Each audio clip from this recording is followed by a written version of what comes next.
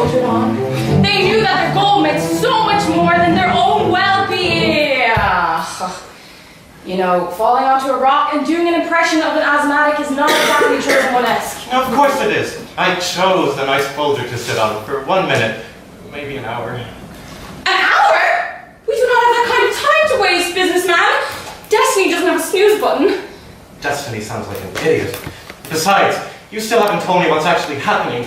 Pitch me your mission statement while I teach my lungs to breathe again. I have too told you? No!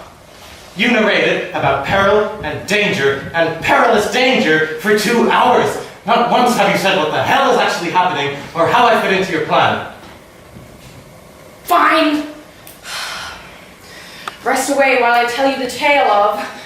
Get ready, this is going to sound so important. The prophecy of the great magical war. That is an average name.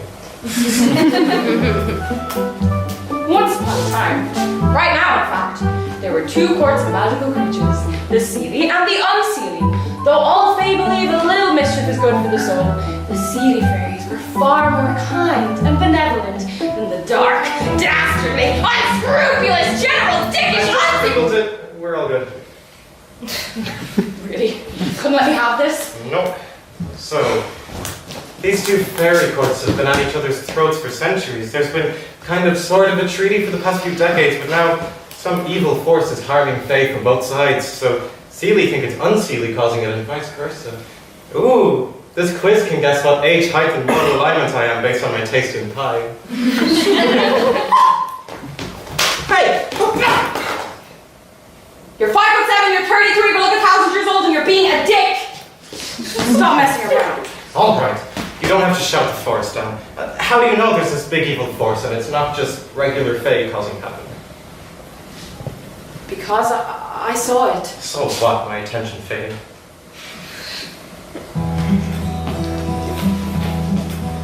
The evil being that is ravaging our lands and people. It had dark magic that could tear down a village with the wave of its hand. I saw it kill innocent magical creatures and laugh. Took all my friends and family away from me. That's why I decided to steal you! No, that's a plot point that'll be revealed later. Wait a second. If you're the narrator of this story, don't you already know the ending? Can't you just tell me what's going to happen so I know what to do, what to avoid, and how to get this thing done as easy as possible? You just don't want any part in a fun, action-filled, gripping, well-constructed adventure, now do you? No, Mr. Shortcut, I can't just narrate us to the end. I'm a character in the story, narrating in the present as I go. That's obviously going to conflict with my magical storytelling abilities. I don't get hindsight yet, I don't know the ending yet, and my narration only comes in short bursts. I use it when the story is in need of it.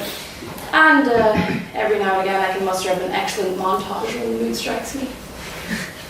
So yeah, my narration device is a wee bit flawed. Happy now? No. Back to my gripping encounter with the evil menace. The evil menace invaded my secret village and decimated it. I couldn't see its face because it wore a dark cloak that covered its moral features. Also, if I knew the identity of our nemesis, the story wouldn't hold as much enigmatic gravitas. That's why the Seelie Queen entrusted me with this important quest. We need to stop this bastard before he can do any more harm! Alright, so you know there's this big bad out there for sure. Where do I come in? You've already made it clear that I'm not exactly hero material, and you're not the first. What am I supposed to do to stop this thing? That's easy. Only the chosen one can wield that. Get ready. This is going to sound so magic and impressive and important. The son of Arbitress. Oh. Wow. That does sound pretty cool. I know. What is it? I don't know. Oh, you've got to be fucking kidding me! Look, it says we're going to find it on our journey anyway, so relax, okay? Well, it technically says we're going to find it on our gurney. There's a few typos in this bad boy. May have been a rushed job, ancient prophecy. But don't be so negative. This is what adventuring is all about. It's supposed to be filled with action and fun. Well, right now, all I'm filled with is lower back pain and a colossal amount of doubt in your capabilities. Wow, rude, hurtful. I am certain I've already told you that I'm the best person for this quest. And I haven't come totally unprepared, you know. Oh, really? And what, might I ask, have you prepared? My God, you'd be easy to kill. Please don't hurt me. You can have my money just as soon as I make some. But you're blubbering, chosen one. Shing. Thought he said he'd be fat, baby. I know, go figure. Woo! Hello, darling, you still in love with me? Never was. Businessman, I'd like you to meet Jim the Rogue. Roguishly handsome, roguishly good with weapons, and roguishly efficient lover, too, if you're interested. Interested? You nearly slit my throat a minute ago. Take a joke, mate. He will be our guide through the forest. This lunatic? No one knows this place better than me. Well, besides Buddy, of course. Who's Buddy? Oh, Buddy! Hi, I'm Buddy. I'm Jim's talking bear friend. Wow, he's amazing. Sorry. I mean, you're amazing. He's a fucking ferocious man-eating bear! Get away from him! That's a little mean. I don't eat people. If I did, I would eat every kind, not just men. So, are you coming on our quest too, buddy? Sure, I guess. Ever since Jim saved me from those poachers, I sort of just go where he goes. He's a nice guy. And you're a real Buddy! That was pretty funny. I'm glad we're friends, Jim. That's it. I'm going home. Bye forever. Why? No! Look, you're all clearly insane. Rude. Rude. That was pretty rude. I'm not sure about you as a person yet. If they are supposed to be your allies, I don't want to know what your bad guy looks like. I'm not getting my throat slit or my face ripped off just so I can go on some stupid quest. It's not a stupid quest. I wasn't really going to slit your throat. I just wanted to show you how cool and stealthy I am. I'm not really a face rip kind of bear. More of a nice book by the fire on a rainy day kind of bear.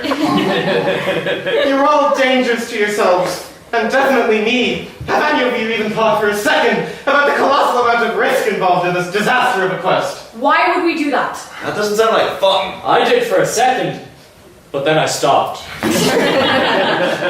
Well, I'm in the insurance game, and risk is what I'm all about. And I've decided this journey is going to be too dangerous. You were on board 5 minutes ago. I was barely on board. I was sideboard at most. Look, this just isn't my kind of gig. I'm about sitting at a desk, weighing up possibilities, putting a price on them. Christ, you're boring. I think the forest just lost some of its magic hearing you talk. Oh my God! Just because business isn't your thing, it doesn't make it uncool. No, it'd be the definition of anti-fun is what makes it uncool.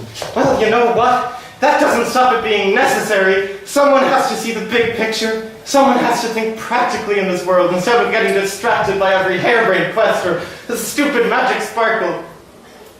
Sorry, what? There was a magic sparkle. I wasn't listening.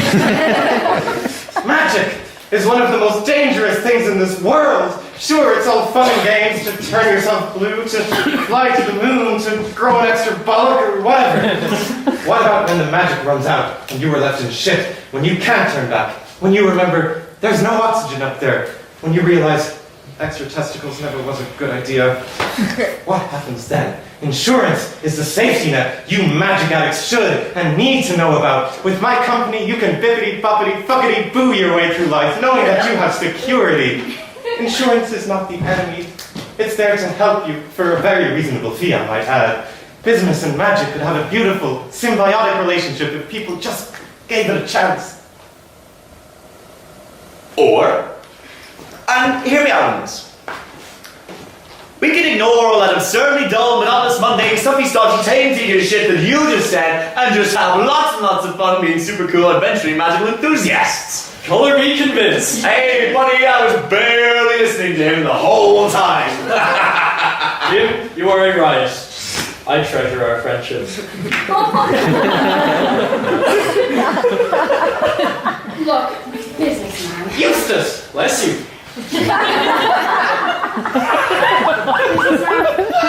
We've sort of already done the whole you being a resistant hero that comes around to roll eventually part of the story. It's a good trope, but it definitely does not warrant an encore. So we're gonna nip this in the bud right now. We made a deal. Not illegally binding. And I'm willing to sweeten it for you.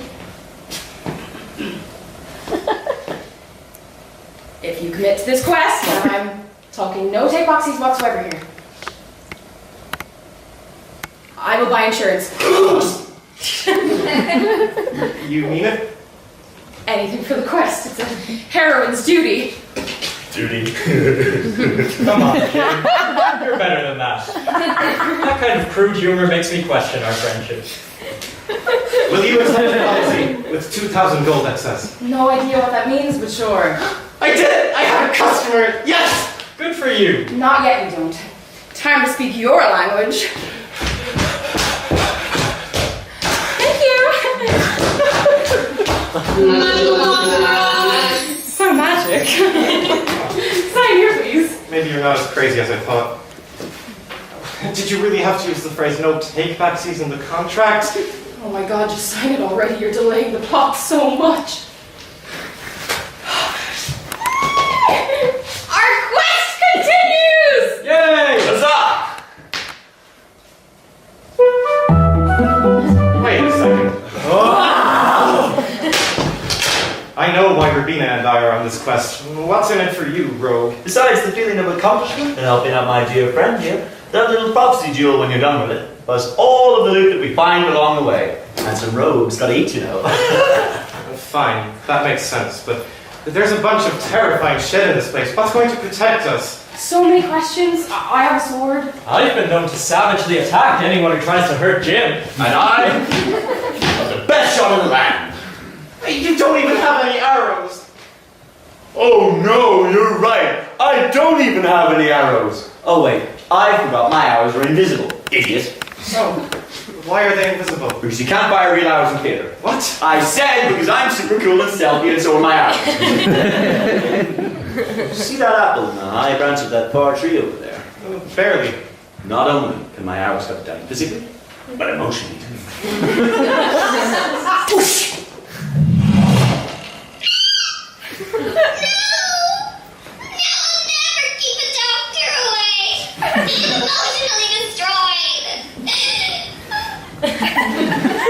I told you he was the best! You didn't, darling, but that's all right. I know I am, and now so does he. God, now there's 2 egomaniacs to deal with. And you should thank your lucky stars for us. I caught him up on the prophecy. Well, everything you didn't just Google. Why would you do that? Rubina here's a superb narrator. Don't take that away from her. Wait. Google exists in this universe? And if so, doesn't Google Maps? Because if that's the case, then you wouldn't need me to guide you through the enchanted forest, then would you? Well, we better get going. Destiny waits for no man, or woman, or bear. Right, our quest begins! Again! Yay! Where to, Pathfinder? It depends. You think the son of Arbitress is a big, dirty, filthy, stinking jewel, am I right? What does the prophecy say exactly?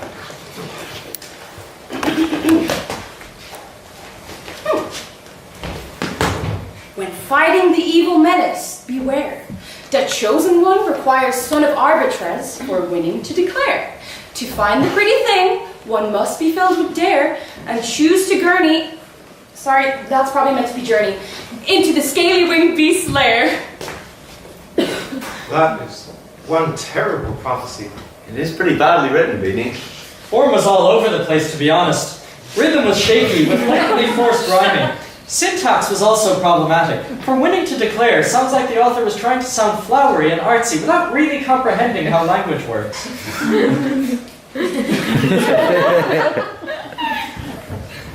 Yeah, I know it's not the most lyrical. Some parts are pretty appalling, actually. There's more? 32 pages? But that doesn't matter, it's still a prophecy, and that's exciting! Jim, I'm assuming Scaly Winged Beast is a dragon, yes? Phenomenal deduction skills, dear, and the dragon who lives in this part of the land is a notorious gem hoarder. If anyone has that little prophecy jewel, it's him. I've always wanted to rob the big lizard blind. Jim has fun goals. He keeps my life interested. Love you, pal. Right, if we're gonna get into his cave, we're gonna need a distraction. That's it! I know just the gal to help us. She's pretty far away, though. That's also it! Ready to see some real magic business, boy? It's useless, damn it! It's not useless business, man. Jim is friends with the sprites. They'll take us where we need to go. Sprites? They're extremely risky magical transport creatures. Their teleportation skills are nauseating at best. Don't call the sprites. We can just walk.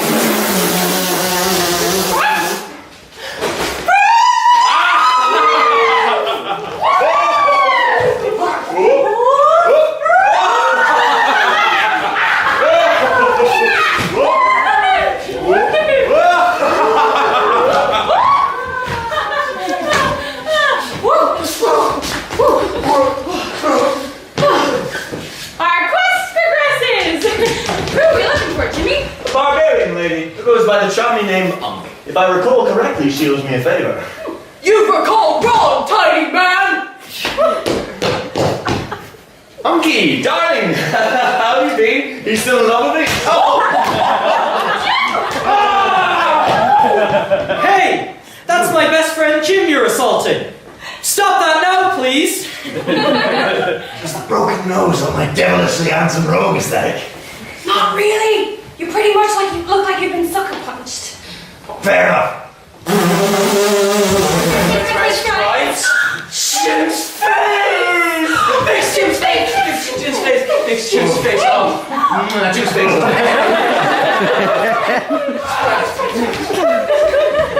Don't love the sprites, am I right? Better than the 7-Ups any day. Haha! Jim, your humor knows no bounds.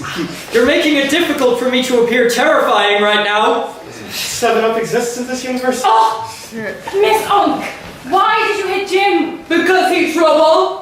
That and Unk not the best at expressing emotional distress. What did I ever do to you, Unk? You break Unk's brother heart Oh, yeah. by sexing Unk's sister. And then Unk's cousin. Well, that was a misunderstanding. On Unk's birthday. Well, who's supposed to remember dates like birthdays? And then you rob Unk gold to pay off gambling debts with trolls. Unk think Jim has big self-destructive complex. Jim needs work on himself a lot. All right. You know what? I'll admit, maybe I've made a few mistakes in the past. But you know, I was so young and so wild and so handsome. This all happened 3 months ago. Jim! Though I value you above everything else in my life, you can be quite a tool, Jim. Okay, no, you know what? I'm fine. My life is fine. I'm a fiendish rogue and I can stop being a rogue whenever I want to. I just don't want to. Being rogue don't mean you have to be disrespectful to friends. Sexual friends are special. Stop defining me, you grammatically illiterate barbarian.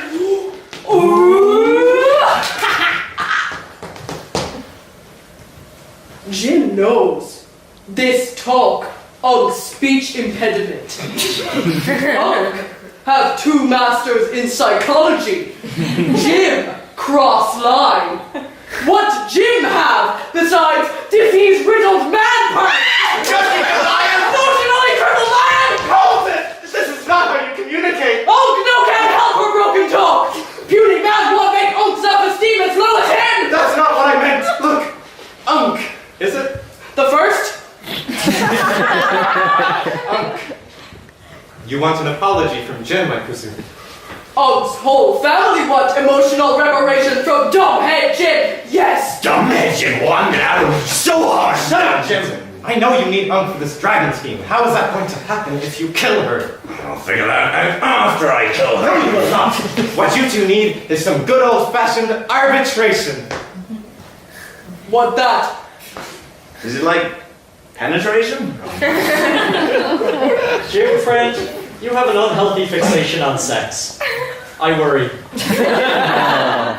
Arbitration is a handy technique we use in the business world. To help settle any disputes that might arise. It's when you get a third party to listen to both sides, what they both want and need from each other, and then the third party decides a compromise for them both, which they have to abide by.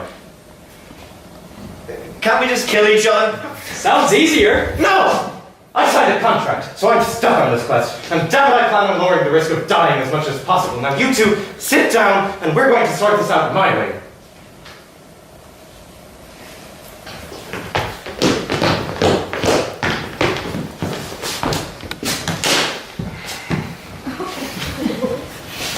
All right. I understand you both have some grievances? Businessman. This sounds like it might be inherently tedious. I'm just gonna narrate it up to speed. Is that okay? Yes, Yes, please. Come on! Don't just narrate over the only part of the question I find enjoyable. And so, as soon as those words left businessman's lips, he launched into a business-style conflict resolution. For minutes, he listened to both sides, and for further minutes, he offered scenarios where both sides benefited somewhat. About 20 minutes later, which felt like forever to those school people, businessman and Unc and Jim came to a mutually agreeable solution. It really was so damn tedious. To watch it unfold in real time might have blinded Narrating over someone's life passion is a little mean, Rubina. Besides, he's actually quite good. Watch. So, Unc will come with us as an added security measure and is willing to go along with this dragon scheme. In return, she gets half the loot, excluding the son of Babylon. actress. I don't care. Also, you have to personally apologize to everyone in Unc's family who you have ever offended. Will take time. Unc have big family and Jim have terrible self-control. After this quest, I think Jim and I are going to go on our own journey to self-discovery and fulfillment. Do we have a deal?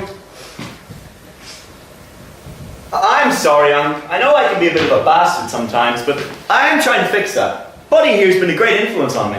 What can I say? I'm a good bear. Me accept apology when me see real change. But Unc still love Jim.